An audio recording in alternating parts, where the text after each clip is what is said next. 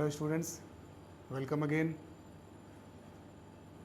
चलो जी बच्चे, तो in the previous classes we studied about ingredients or you can say the elements for free consent, coercion, undue influence and fraud। ये तीन topic हम लोगों ने डिस्कस कर लिया है जी बच्चे। फ्रॉड का मतलब मैंने आपको क्या बताया था जी बच्चे? इंटेंशनली किसी को झूठ बोलना या किसी से मिली भगत करके ऐसा करना कि वो कॉन्ट्रैक्ट कर ले हमारे साथ, या उसके एजेंट के थ्रू ये काम करवाना, सो दैट कि उसे हम झूठे इंटेंशंस के साथ कॉन्ट्रैक्ट कर सकें। Active concealment of a fact, किसी सच्चाई को छुपाना, all this will amount to what? Fraud. बिल्कुल समराइज्ड वे में मैंने कहा बच्चे, ठीक है जी। Next topic is what? Next one is misrepresentation. ध्यान देंगे जी बच्चे, फ्रॉड में और मिस रिप्रेजेंटेशन में बहुत स्लाइट डिफरेंस है। फ्रॉड क्या होता है जी बच्चे? इंटेंशनल होता है। मुझे गलत इंफॉर्मेशन पता है और मुझे पता है कि ये गलत है और मैंने सामने वाले को वही प्रेजेंट किया सो दैट कि वो मुझसे कॉन्ट्रैक्ट कर ले। गाय वाला एग्जांपल दिए थे, मुझे पता है कि गाय हमारी मुश्किल से 2 लीटर दूध देती है और हमने कहा कि 10-12 लीटर दूध देती है जी, और सामने वाले को गाय बेच दिया। Obviously this will amount to fraud. कोई दिक्कत नहीं जी। और सामने वाला हमारे झांसे में भी आ गया, उसने मुझ पे भरोसा किया, then this will amount to fraud. ठीक है जी बच्चे।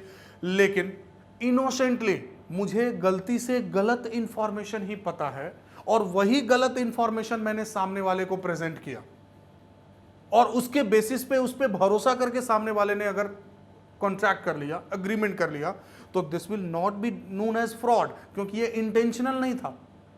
This will be known as what? Misrepresentation. ठीक है जी बच्चे।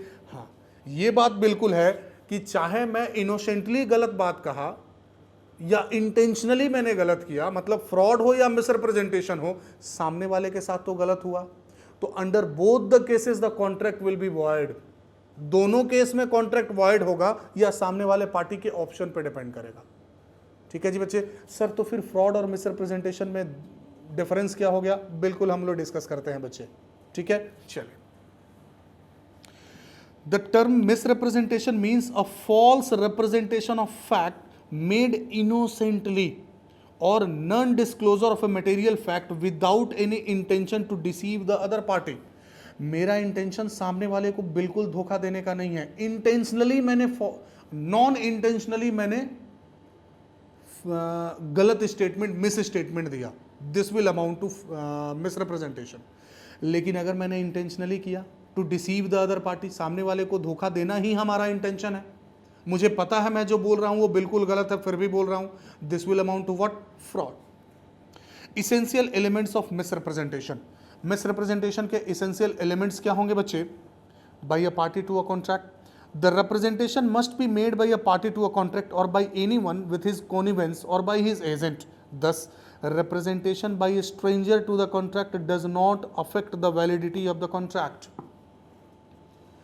जो पार्टी कॉन्ट्रैक्ट से रिलेटेड है या उनके जो एजेंट हैं या उनकी मिली भगत से ही मिसरिप्रेजेंटेशन माना जाएगा।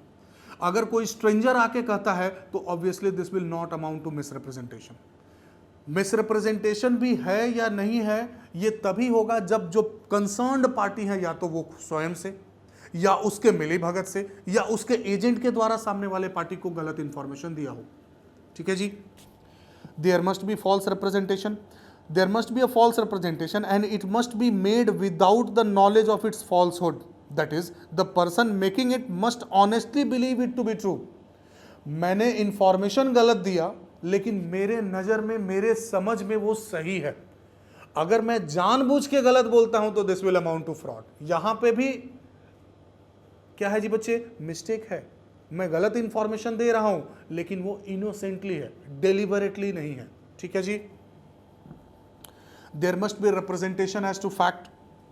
The representation must relate to a fact. In other words, a mere opinion, a statement of expression or intention does not amount to misrepresentation। मतलब सच्चाई होनी चाहिए। सामने वाला आके बोलता है कि आपकी गाय कितनी दूध देती है, हमने कहा कि भाई हम तो उतना नापे नहीं है लेकिन मेरे हिसाब से लगभग 8-9 लीटर देती होगी। This is an opinion. लेकिन अगर मैं कहता हूं कि 10 लीटर देती है जी, 8 लीटर देती है जी, दिस इज अ फैक्ट। तो it must be something related to fact, it must not be something related to opinion. अगर मैं सिर्फ अपना विचार रखता हूं तो ऑब्वियसली मेरा विचार गलत भी हो सकता है, ओपिनियन सही भी हो सकता है, गलत भी हो सकता है बच्चे। तो अगर मैंने कहा कि मेरे हिसाब से 8-10 लीटर देती होगी लाइक दैट, तो ये मिसरिप्रेजेंटेशन नहीं माना जाएगा, ठीक है जी, because it is just an expression of opinion. ठीक है जी बच्चा। Object, the representation must be made with a view to inducing the other party to enter into the contract but without the intention of deceiving the other party. Obviously मेरा intention है कि सामने वाली हमारे गाय खरीद लें, उस बेसिस पे हमने कहा कि भाई 8-10 लीटर देती होगी दूध। मेरा इंटेंशन उसको धोखा देने का नहीं होना चाहिए। अब ये कोर्ट का मैटर है कि कोर्ट कैसे प्रूफ करेगा कि हमारा इंटेंशन क्या था, ये हम लोगों को यहां पे नहीं पढ़ना है बच्चे। इन्होंने थ्योरी लिख दिया, अब प्रैक्टिकली इसको कैसे इन्वेस्टिगेट करेंगे, obviously that is a matter of the court. समझ में आ रही बात जी? चलिए, actually acted, the other party must have acted on the faith of the representation. मैंने जो मिसरिप्रेजेंटेशन किया, सामने वाला उस पर भरोसा करके काम करना चाहिए। फिर वही फ्रॉड वाली बात हो गई जी, मैंने आपके साथ फ्रॉड किया लेकिन आपने उस पर भरोसा नहीं किया और बाद में पता चला कि आपके साथ गलती हो गई और आप बोल रहे हैं कि आपने फ्रॉड किया। बिल्कुल नहीं, you must have acted on that fraud और मिसरिप्रेजेंटेशन, तभी वैलिड माना जाएगा आपके पॉइंट ऑफ व्यू से। ठीक है जी, एग्जाम्पल पढ़ लो बच्चा। X and Y who intends to purchase his land, X says to Y, X ने वाई साहब को क्या कहा जी, वाई जो है उनका लैंड परचेज करना चाहते हैं, उन्होंने कहा my land produces 2 tons of rice per acre 2 ton rice हमारे लैंड में प्रोडक्शन होता है। सोचिए इतनी अच्छी हमारी जमीन है। X believes this statement to be true although he has no sufficient ground for the belief. X को लगता है कि मैंने वाई को जो कहा है सही ही बोला है, वो इंफॉर्मेशन गलत है कि सही है नहीं है वो अलग बात है बच्चे, उसके ओपिनियन में ये चीज सही है, उसे लगता है कि नहीं नहीं मैंने 2 टन तो होता ही होगा जी। Y purchased X land believing excess statement, later on Y finds that the land produces only 1.5 tons of the rice, here excess representation is misrepresentation. माना जाएगा कि एक्स ने इनोसेंटली गलत बात कहा। ऑब्वियसली वाई के पास क्या अधिकार होंगे वो भी हम लोग डिस्कस करेंगे। इफेक्ट्स ऑफ मिसरिप्रेजेंटेशन, यस, अधिकार क्या होंगे जी बच्चे, right to rescind the contract. बिल्कुल फ्रॉड वाला जो था बच्चे वही लगभग कॉपी पेस्ट है। The party whose consent was caused by misrepresentation can cancel the contract but he can not do so in the following cases. Fraud वाला case याद करो बच्चा, where the parties whose consent was caused by misrepresentation had the means of discovering the truth with ordinary diligence. अगर आपके पास सच्चाई पता करने का तरीका है फिर भी आप नहीं फाइंड आउट करते हैं सच्चाई, एक नॉर्मल आदमी जैसे फाइंड आउट कर सकता है। जैसे मैंने आपको पिछले क्लास में एग्जांपल दिया था बच्चे, बुक्स ऑफ अकाउंट्स। एक्स ने वाई को कहा कि हमारी फैक्ट्री में 10,000 यूनिट प्रोडक्शन होता है। सपोज इसी केस में एक्स ने ये बात इनोसेंटली कहा, इंटेंशनली नहीं कहा, फ्रॉडुलेंट सोच के नहीं कहा, उसने कहा कि मेरे हिसाब से 10,000 तो बन ही जाता है। वाई के पास तरीका था फाइंड आउट करने का बुक्स ऑफ अकाउंट्स चेक करके, लेकिन उसने वो फाइंड आउट नहीं किया और एक्स की बात पे भरोसा कर लिया। Whether this will amount to fraud और मिसरिप्रेजेंटेशन, बिल्कुल नहीं। ठीक है जी। Where the party gave the consent in ignorance of the misrepresentation, इस बात से मतलब ही नहीं है कि 10,000 बनता है कि 20,000 बनता है, वो सामने वाला बोले जा रहा है कि भाई मेरे यहां तो 10,000 यूनिट बनता है, हमने ध्यान ही नहीं दिया, मुझे बस ये फैक्ट्री खरीदना है तो खरीदना है, मैंने उसके मिसरिप्रेजेंटेशन पे ध्यान नहीं दिया, उस भरोसे पे मैंने फैक्ट्री नहीं खरीदा, किसी दूसरे ग्राउंड पे खरीदा, और बाद में मैं कहता हूं कि अरे यार आपने तो बोला था कि 10,000 यूनिट बनता है। बिल्कुल, this will not amount to misrepresentation. Misrepresentation कब होगा बच्चे, मैंने जो आपको इंफॉर्मेशन दिया, you must act on that, आप उस पर भरोसा करके आगे बढ़े, तब माना जाएगा कि दिस विल बी फ्रॉड और मिसरिप्रेजेंटेशन एज द केस में बी। ठीक है जी। Where the party after becoming aware of the misrepresentation takes a benefit under the contract, बिल्कुल फ्रॉड वाला केस, जानकारी होने के बावजूद भी अगर आपने बेनिफिट ले लिया, से लैंड वाला एग्जांपल वापस कंटिन्यू करते हैं बच्चे। एक्स ने वाई से लैंड परचेस किया, वाई ने कहा था कि हमारे लैंड में 2 टन राइस आराम से उपजाया जा सकता है, प्रोडक्शन किया जा सकता है, इस भरोसे पे एक्स ने खरीद लिया। ठीक है जी बच्चे। अब जब एक्स उसमें खेती करने के लिए गया तो आस पड़ोस के जो लोग थे, दूसरे फार्मर, उन्होंने कहा कि नहीं नहीं नहीं, मेरा भी खेत तो बगल में ही है, हम लोग तो मुश्किल से 1.25 टन से 1.5 टन ही प्रोडक्शन हो पाता है। उन्होंने अगर ऐसा कहा है तो पता नहीं, लेकिन मेरे हिसाब से ये फैक्ट सही नहीं है। एक्स को पता चल गया कि इसमें 2 टन नहीं बन सकता है, फिर भी उसने क्या किया, उसमें धान का पौधा लगा दिया, गेहूं की फसल लगा दी, बीज बो दिया जी। तो उसने उस जमीन का बेनिफिट लिया कि नहीं लिया बच्चे? क्या अब वो बाद में क्लेम कर सकता है कि दिस अमाउंट्स टू फ्रॉड और मिसरिप्रेजेंटेशन? बिल्कुल नहीं।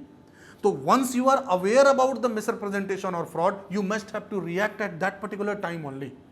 अगर आपने बेनिफिट ले लिया है, then this will not be deemed to be fraud और मिसरिप्रेजेंटेशन। ठीक है जी।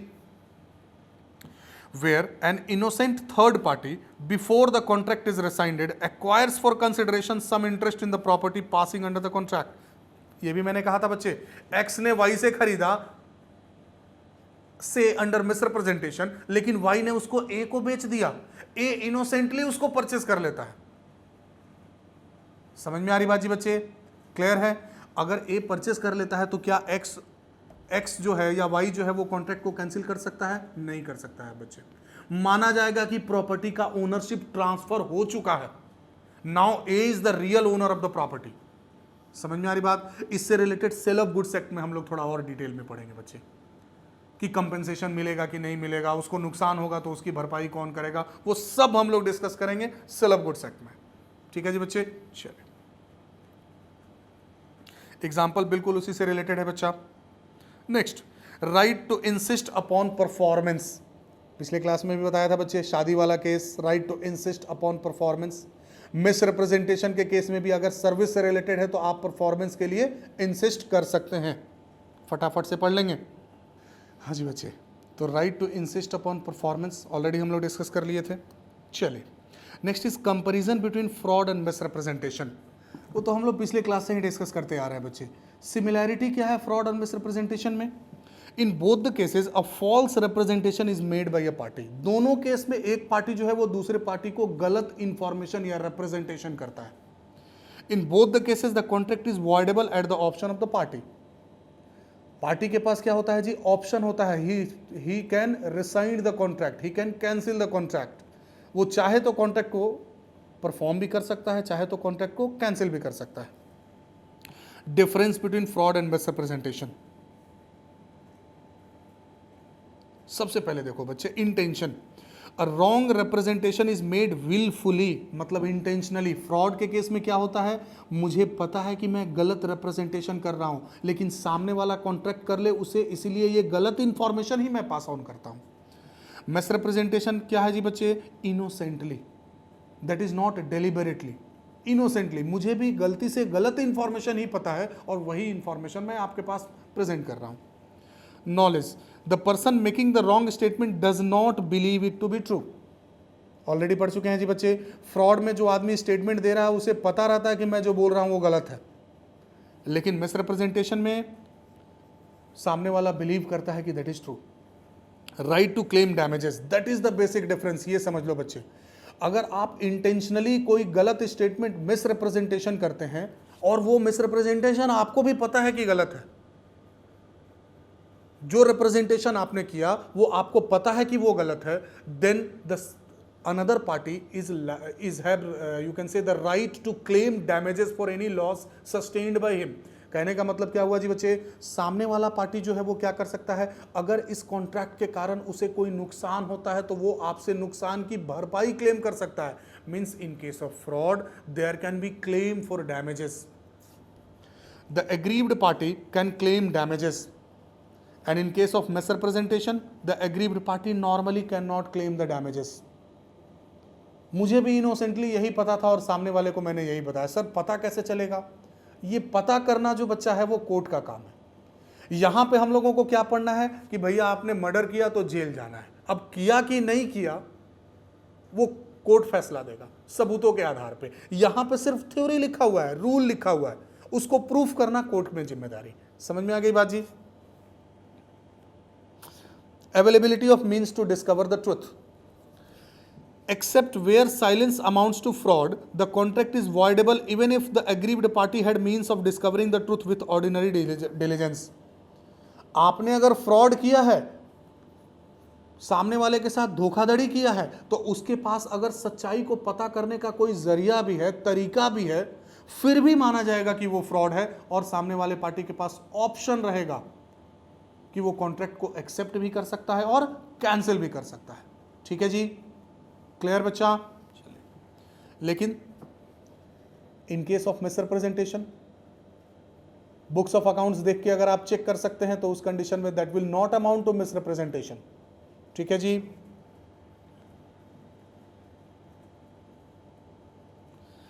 Last topic, mistake. कॉन्ट्रैक्ट बनाने में कोई गलती हो गई, टर्म्स कंडीशन समझाने में कोई गलती हो गई, दोनों पार्टी को टर्म कंडीशन समझने में कोई गलती हो गई। सिंपल वाला एग्जांपल, मेरे पास दो कार मारुति 800, याद करो बच्चा, फर्स्ट क्लास से एग्जांपल दे रहे हैं आपको, एक ब्लैक कलर की कार, एक व्हाइट कलर की कार। मैंने सोचा कि आपको व्हाइट वाली कार बेच दूंगा, लेकिन आपके दिमाग में क्या चल रहा है जी बच्चे कि मैं आपसे ब्लैक वाली कार खरीदूंगा। Both the parties are under the mistake about subject matter, identity. जो सब्जेक्ट मैटर है, सब्जेक्ट मैटर यहां पे हमारा क्या है जी, कार, और दोनों पार्टी इसके बारे में गलत धारणा लिए हुए हैं। दोनों पार्टी ने गलती कर दी है आइडेंटिफाई करने में, दिस इज मिस्टेक। इस केस में क्या होगा, फटाफट से। A mistake is said to have occurred where the parties intending to do one thing by error do something else. हम जो काम करना चाह रहे हैं गलती से कोई दूसरा काम हमने कर दिया। Mistake is an erroneous belief concerning about something. किसी चीज के बारे में गलत धारणा, ये काम ऐसे होता है, दैट इज मिस्टेक। ठीक है जी। Types of mistake, mistake can be of following two types. जैसे अगर आप किसी से जमीन जायदाद खरीदते हैं बच्चे, तो उसकी रजिस्ट्री कराना जरूरी है।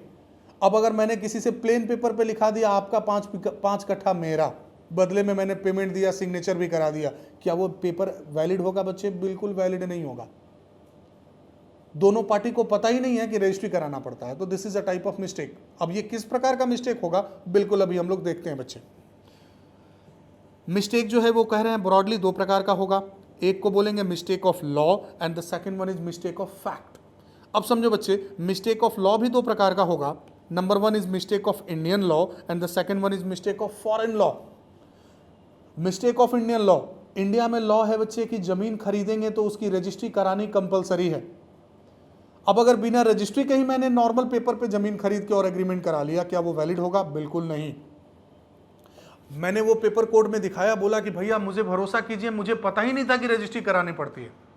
आप सामने वाले पार्टी से जिससे परचेस किए हैं उनसे पूछ लीजिए, उन्होंने भी कहा कि नहीं नहीं बिल्कुल मैंने इनको जमीन बेचा है, झूठ बोलने वाली बात नहीं है, लेकिन हम लोगों को पता ही नहीं था कि जमीन परचेस सेल करने पर रजिस्ट्री करानी पड़ती है, स्टाम्पिंग करानी पड़ती है। क्लियर?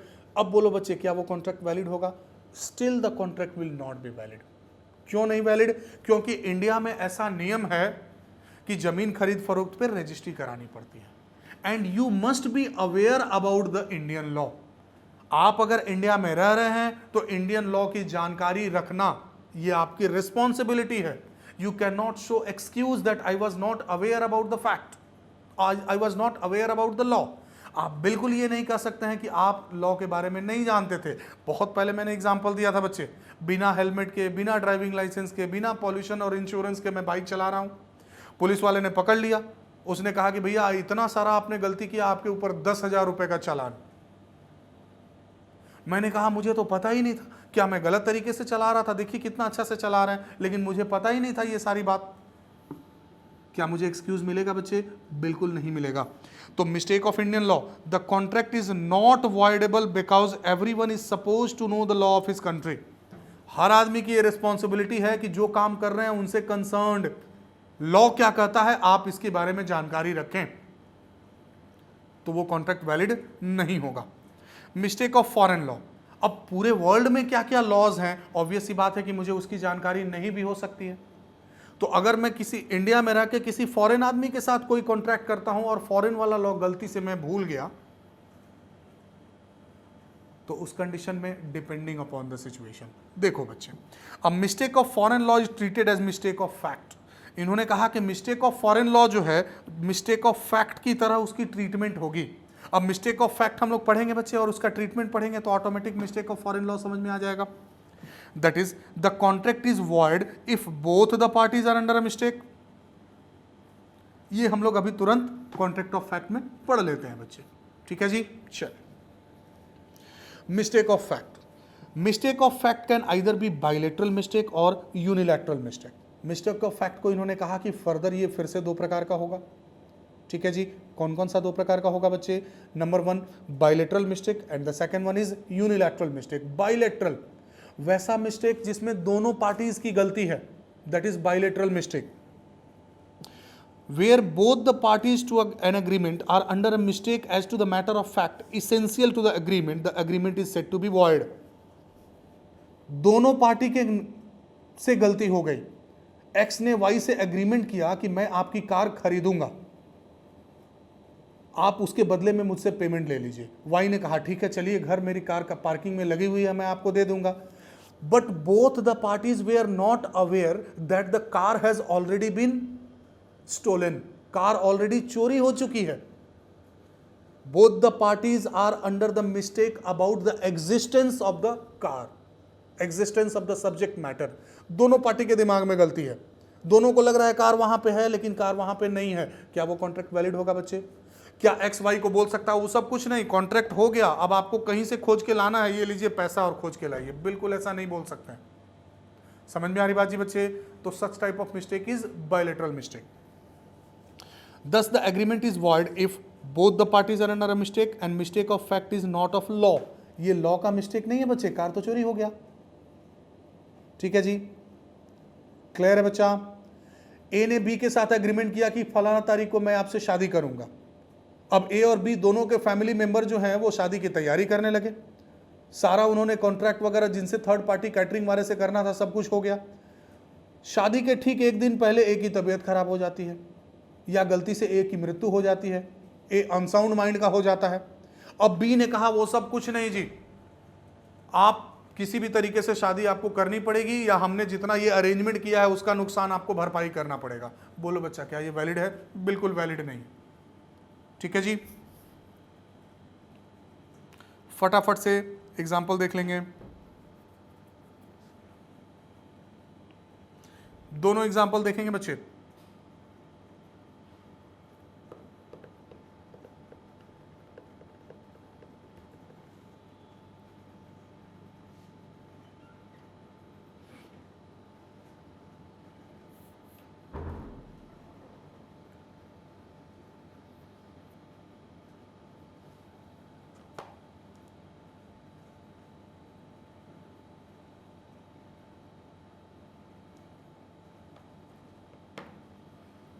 चलिए जी,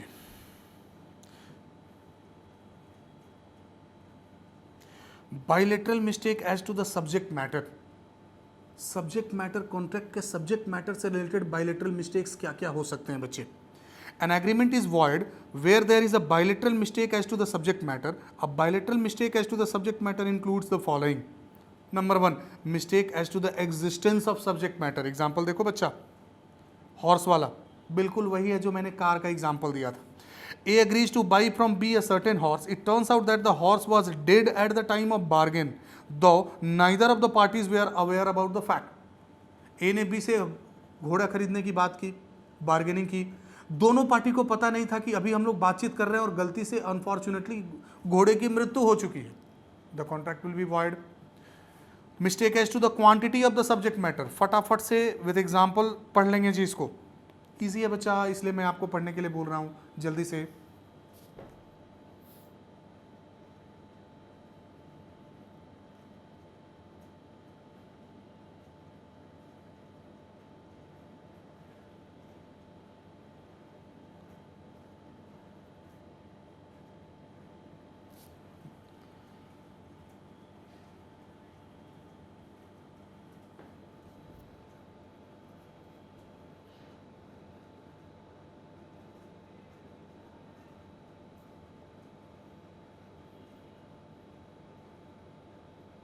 चलिए जी,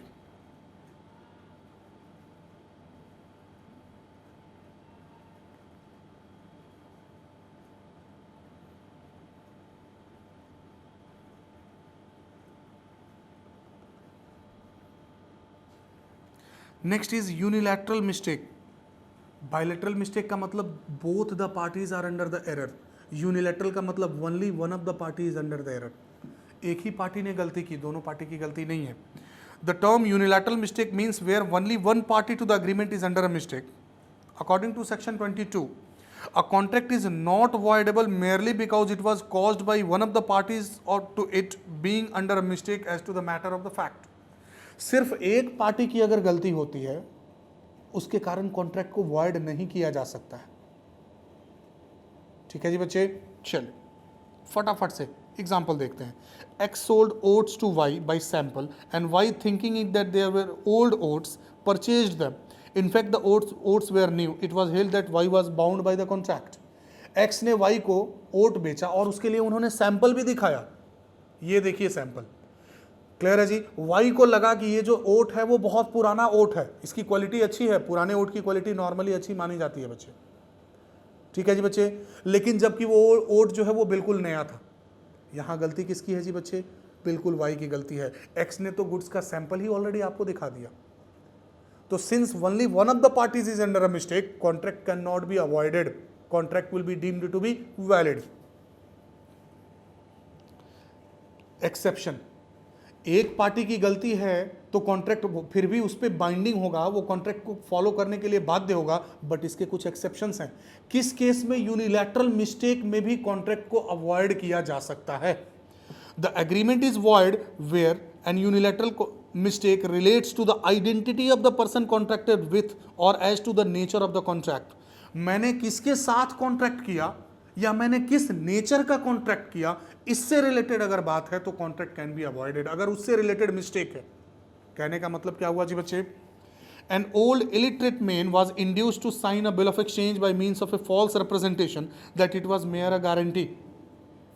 एक बुजुर्ग व्यक्ति थे, उन पे बिल्स ऑफ एक्सचेंज के ऊपर साइन करवा दिया गया से एज अ ड्रॉई कि उनको पेमेंट देना है 3 महीने के बाद, और उनको बताया गया कि नहीं नहीं नहीं नहीं, पेमेंट तो किसी दूसरे को देना, आपको सिर्फ गारंटर बना रहे हैं। इस भरोसे पे उन्होंने क्या कर लिया जी? बिल्स ऑफ एक्सचेंज पे एज अ ड्रॉई सिग्नेचर कर लिया। It was held that he was not liable for the bill of exchange because he never intended to sign a bill of exchange.